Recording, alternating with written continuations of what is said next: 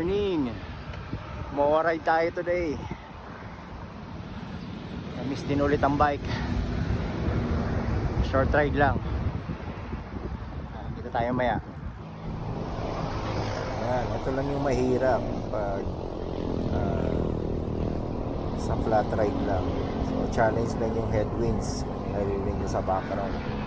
Medyo mahirap lang siya padyakan. Pero wala, hindi naman tayo nagmamadali. So chill ride lang. Mas okay talaga mag-ride sa morning kasi maganda yung kondisyon. Katulog ng maayos. Yan, makuha na tayo niyan. First time kong sumama sa loop. Pero magka-close na rin yan. Tinry lang natin. Medyo kinakabahan kasi baka mahagip tayo. Maraming malalakas dito. Tayo, ano lang. Tito pace lang tayo. Since first time. Yan.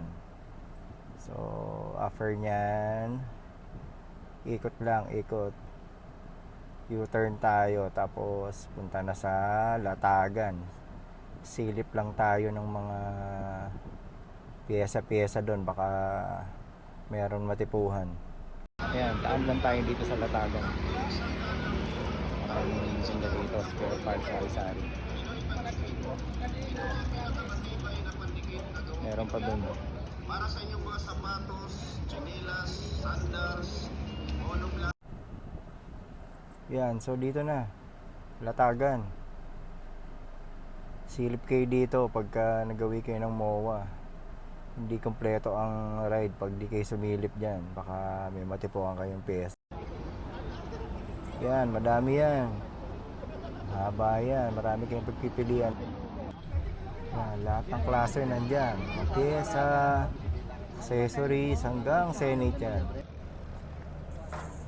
Ito pala yung last stop ko sa Seaside. Sumilip ako. Last visit ko dito, wala pa yan. Yung kung nakikita niyo yung mga tambak na buhangin, wala pa yan. So, nagulat din ako.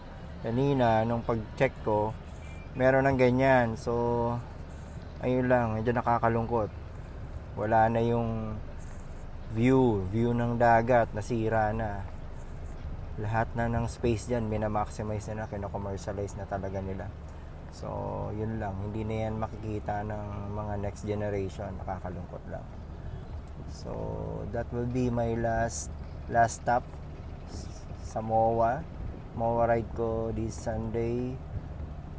So, kita-kits on my next vlog ride. So, ingat lagi and ride safe.